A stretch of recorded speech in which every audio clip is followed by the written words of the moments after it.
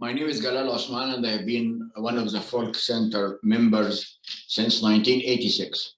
So 34 years of relation and education with Folkecenter. Just Galal, see.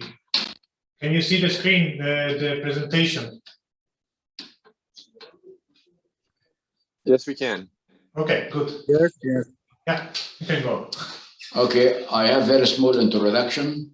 We 36 relation with Folkecenter and wind education as intermittent, and on my area on the Middle East and North Africa with solar energy, not in the evening. So we are facing the problem of intermittency of wind and solar because the load is not in the same time. Then we need to have to get decent storage.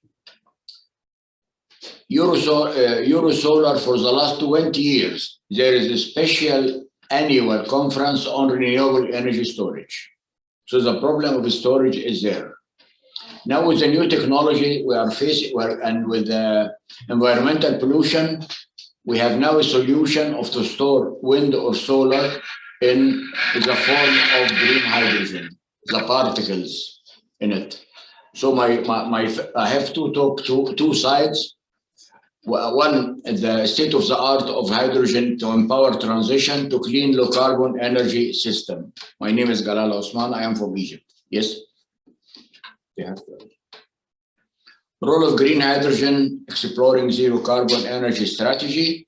Next November, we are hosting in Egypt COP27, and we are all talking about zero energy transition and zero carbon, and how to go for 100% renewable. 100% renewable, which are intermittent, then we should have a storage medium and not emitting CO2. This is one of the solutions. Why hydrogen background, drivers to the green hydrogen, and then green hydrogen barrier and supporting policy options. And then I'm going to talk about the wind turbine, large wind turbine and small wind turbine with green hydrogen. Next.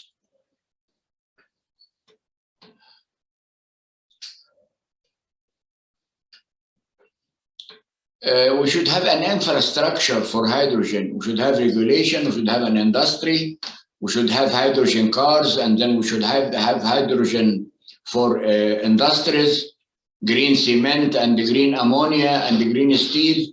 All of these should be decarbonized. And the media is green hydrogen. And for marine transport, the new vessels in the blue corridor is to go only with green hydrogen or alternative fuel. There is different already projects on the pipeline in different places on the world. I'm going to touch in United Arab Emirates and Saudi Arabia and NEOM and Morocco, which is having Morocco and Mauritania having the idea of green hydrogen from wind and solar, and then Oman. So these are the pioneers in the Middle East. Next. Can I get a point? Not sure. Okay, next. Next. Hydrogen is everywhere, the most abundant element of the universe, has the greatest potential among technology, can be also used with fuel cell. If we hydrogen and you have a fuel cell, then you can get direct current to empower anything and heat. Then you can have electricity, and then you can have electrical vehicles. No more Tesla electrical cars, but we have hydrogen cars. And in the station and the streets of Denmark and around the world, we get hydrogen tanking station, like in Norwegian and in Canada and America and different places. And then with hydrogen, we're burning hydrogen, we're getting only carbon, we're H2O. Then we have no carbon emission. So hydrogen helps to fulfill zero emission goal strategy. Next. These are our system, either wind turbine or photovoltaic system. And then give me fresh water, and then give me electricity from electrolyzer, from renewable energy intermittent system. Then I can get electricity via electrolyzer. And the electrolyzer, different families of there and being manufactured. We're getting from electrolyzer our hydrogen, which can be used for factories, for ammonia, for industries, for transportation, for aviation, for trains, for shipping. All of these are applications in mobility of green hydrogen. And for our homes, then we can make heating and cooling with hydrogen. Next. There are different types of hydrogen, so don't be cheated. There is oil people would like to go for blue hydrogen, which is coming from oil and gas. I am from the family of going for green hydrogen, not green, not turquoise, not yellow from nuclear or green or something, but we are for the green one, which is green hydrogen by electrolysis and renewable energy. No other types, which, you know, there is CO2 there and you should make storage and so on. Next. I skipped the green hydrogen, splitting natural gas, and the blue hydrogen produced by splitting natural gas also into hydrogen and CO2. But then you have CO2 and you should capture CO2 on your all the coal mines. Next. Turquoise and the green. Green is what we are talking. We split water by electrolysis, and this process makes green hydrogen is powered by renewable sources such as wind or solar. This is how you store your energy there by splitting water. And normally we transport the energy through electrical cable. Now the medium is particles, no more electrons, but we have green particles. This is by chemistry, and then you have your green hydrogen. Next.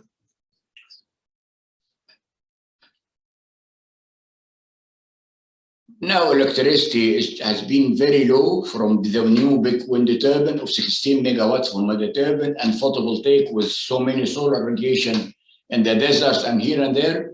Then this is very cheap component with water, then you can have electricity for off-grid application and 20 places. So many components of the value chain of the green hydrogen is already deployed in a small scale and ready to commercialization, now requiring investment to scale up. So the leapfrogging needs investment plus a second item. That's why I'm been flying with a team yesterday from Africa to Folkecenter to start or to launch the idea of combining a Folkecenter wind turbine plus green hydrogen for energy storage and using application of green hydrogen. Off-grid application, you have your wind turbine. Wind turbine, when there is no wind, then there is nothing outlet. Let's make inside hydrogen and then use hydrogen for any of the application. This needs education, training, technician, standards, and all of these things. And the world now is shifting to green hydrogen. And after 40 years of Folkecenter working in wind and different places in solar, we should match now wind and solar with education and with training and capacity building, and to have a model for every wind turbine to have it coupled with electrolyzer and fuel cell, and then we have hydrogen application. Next. Okay.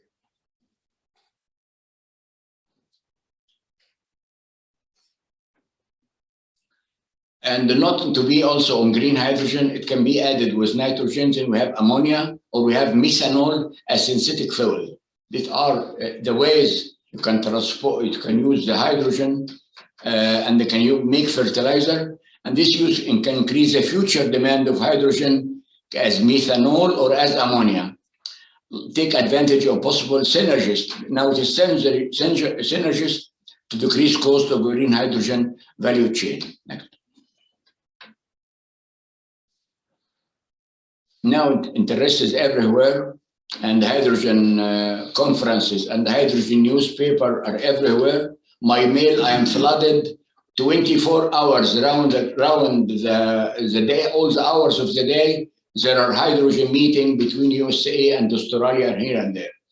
And my research team who have been monitoring hydrogen strategy started with Japan 2017, and then now 30 or 4 hydrogen strategy for the country, mainly for Canada and Denmark and Korea and China and South America So this is the name of the game. I am monitoring it. Let us go for zero carbon. Let us go for wind and solar, and don't stop on that. Wind and solar plus green hydrogen, so that you have 24/7 energy. Next. Continue. What about production and storage? The production, storage, and distribution. This is the value chain.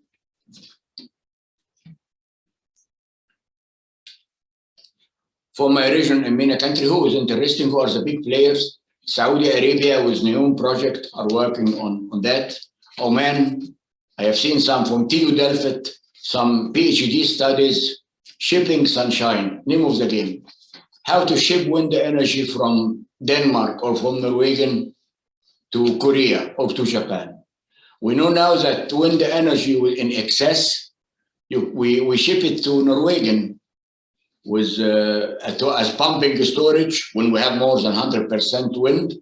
And then when we need our energy, which we lend it to Norwegian, then we can get it back by having pumping storage, having the electricity for the stored water again, and then we get electricity return. So even we can keep Danish wind with in Norwegian as hydro energy, and then we can get it back. So there's some sort of storage between continents. What about shipping sunshine from Oman to Rotterdam? This was some of the studies. Shipping sunshine from Sohar Harbor in Oman, and then how to ship it to Rotterdam. And then now we are having, after Ukraine war, winter is coming. Our pipelines have no enough natural gas. And then the other line is to get some solar shine. What is your nearest neighbor is MENA countries. They have solar energy, millions of square kilometers of solar energy. And instead of having electrical cables, then you can have your vessel. 40 gigawatt of electrolyzer is supposed to be local manufacturing from Danish or from European industry. And then you get hydrogen and shipped to Rotterdam or Bremerhaven. And then your natural gas pipelines are full for the next winter with solar energy from many countries, for example. Australia is shipping sunshine from Australia to Indonesia. Sun cable, this is one of the projects, thousands of kilometers, but as electricity, sun cable. So what about sun connection between MENA, so that Europe in winter can import solar energy in abundance in MENA region? Next. These are targets, 22 countries in MENA, Bahrain, Algeria, and Oman, and UAE, they are looking for renewable energy. And then the story is not stopped by renewable energy, we continue for green hydrogen. These are the targets, and this is why I'm asking Folkecenter to start Green Hydrogen Academy for MENA or for the world, and spread the education, which has been for the last 4 decades in wind, to the second dimension of storing it. These are the players of green hydrogen in MENA countries. Masin in Morocco, 100 mega, and 163 tons of ammonia, which is other source of hydrogen. Oman, Saudi Arabia, NEOM, having ammonia, 1,200,000 tons of ammonia. And then UAE, everyone would like to make sure of his sun, to ship it and get currency, especially after Ukraine. So cooperation is needed. Morocco having good wind, it is on the left, on the west side of Africa, and it has the Atlantic wind. And now it is wind country and solar energy. So shipping wind hydrogen from Morocco to UK or to Spain, this is one of the dimensions. Okay, let us go to the first presentation. I looked into large wind turbine market, 22. This is one of the idea we're looking. Hydrogen farm concept. This is one of the application in Turkey. It was last July 27. You have different renewable energy sources, whether hydro or wind or solar or bio. In Germany, you can use wind and bio and hydro and bioenergy and solar and wind. And then we can generate our electricity from electrolyzer, commercial electrolyzer. And then we store hydrogen, a special type of cylinders, so many 100 bars of storage capacity. And then this is our hydrogen farm concept. Next. What is the mechanism? Our wind energy from a smaller wind and the efficiency gearbox. And then we have an electrical generator. When the energy is coming as electrons, now we put it on rectifier so that we rectify our three-phase alternating current, and then we get DC. DC goes to one of the family of electrolyzer. Then we have our hydrogen to be on high pressure storage tank. And I know many companies in France working on only in storage tanks. So new industries are coming. Who's going to make the revolution? Where is the manpower? Money is there in the banks. Where is the capacity? Where is the human being? This is the idea, where to put the electrolyzer. You have wind turbine offshore, for example. I can put electrolyzer and the desalination system on the tower itself. This is the concept, and this is has been on one of the offshore hubs, September 21, 1 year old. So there are three options where to put my electrolyzer and the desalination system. Either in a substation, like the first figure, or I can put also my electrolyzer in the substation, or offshore, I put my electrolyzer and I put my desalination system. So towers are going not to be connected with cables, also with pipes, and we're getting hydrogen. And these are the three scenarios: offshore or in-turbine electrolysis, techno-economic overview. And this was one of the studies last 21st of September. Next.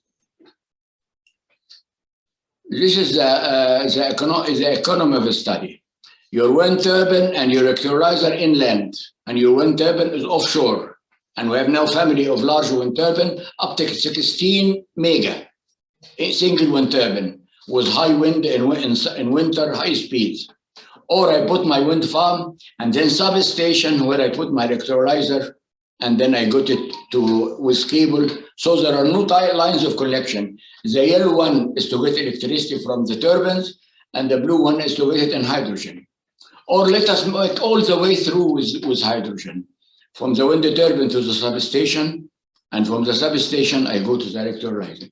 This configuration of three cases from transporting offshore wind energy, inland to distributed production hydrogen, or centralized hydrogen, number 2, or onshore hydrogen production.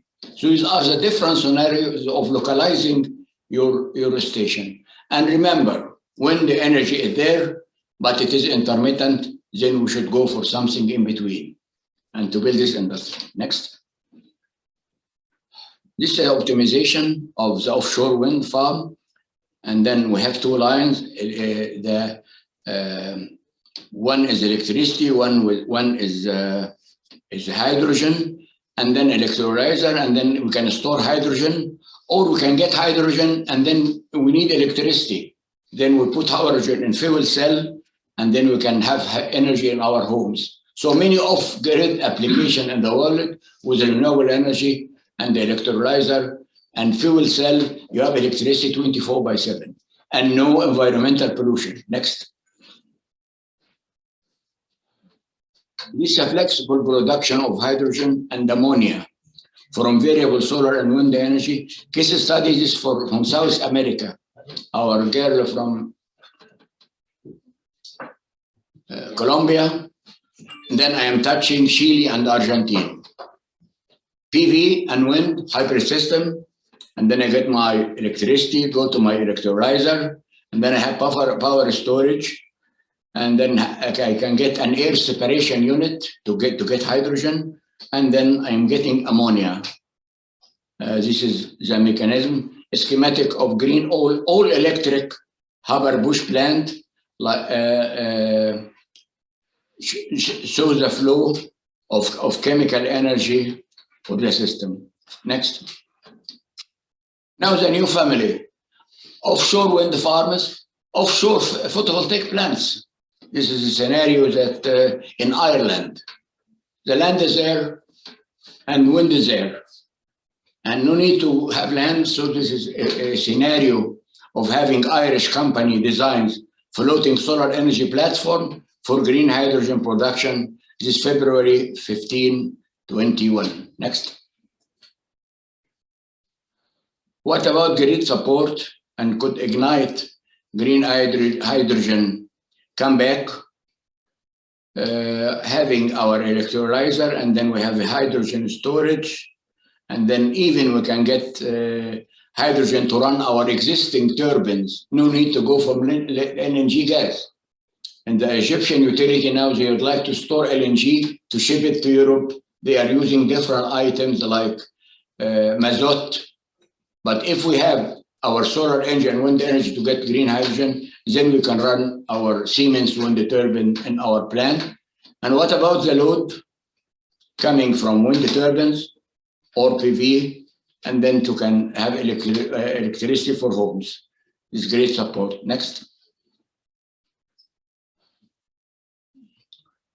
Is we are going to use solar PV only or solar CSP? The new generation is to get PV with concentrators, which is called the CPV. CPV can be up till 20 or 50 times, and the price goes down. So this is a techno-economical assessment of solar hydrogen production using concentrating photovoltaic system, electrolysis system. So there are different scenarios: floating solar farms, concentrating PV, offshore wind turbine. All of this combination goes for the transition to green hydrogen. Next. I think this is the last one. And all the data was from, I think there are another lines or not there, which about the world now. There are already consortium from different places in the world to go for green hydrogen revolution in South America and in Asia and in USA, different places. This is big push for offshore wind turbine and for green hydrogen towards a clean production. And thank you for your attendance. Thank you very much, Galal. And is there any question? Stop sharing the screen. My last call to the audience online and so on, we are calling for a coalition to have Green Hydrogen Academy, and might be started in the same place where educated the world and Europe on wind energy. But wind is intermittent. If we complement the ring, we can have in this educational center for the last 40 years with piles of design and so on, then we can have for the next time a plans to go for wind energy plus green hydrogen standalone running 24/7. This goes if we have Green Hydrogen Academy to be discussed with the management of Folkecenter to consider having a place on that training and having capacity building and localizing of component of the system. This is one of the ideas. Any question? Yeah, let's see. Is there any question from Dr. Galal? Anyone of the wind developers that have looked at the hydrogen option for small wind turbines? Standalone system. This is what we need in many places in the world. Standalone, off-grid. And the problem of the storage. So I'd like to shift from electrical batteries to hydrogen storage, and from electrical cars and vehicles to hydrogen mobility. Copenhagen to be filled with hydrogen tank station, hydrogen car, hydrogen truck. The harbor, forklifts work with hydrogen. Trains and the trucks to work with hydrogen. All of that is starting to get your wind energy. Vestas wind turbine, the new generation, and General Electric, and all of the huge turbines, 16 megawatt each. Then you can have this energy collected and put it there. Or when you don't have wind, come to our sun. Sun is there, ship it as ammonia or green hydrogen and put it on your pipes so that next winter your homes will be warm because you have, instead of LNG, you're having a clean fuel, which is green hydrogen, made from your wind and from your solar energy. And I actually have a question on that. Have you considered the economic aspect as well? Because we were looking into hydrogen, but we kind of got stuck. We couldn't really find prices. I was talking to Mr. Rumi. Now in Saudi Arabia, the kilowatt hour is now with 1 cent. Yes. Up to 1 cent. So the price of renewable has been dropped, and many places like Aswan and Benban and so on, with sun's coming from 5 o'clock in the morning till 7, 8 in the evening, and the storm, and your North Sea, and in Ireland with a strong wind turbine. So kilowatt hour or watt hour from wind and solar has been dropping so much.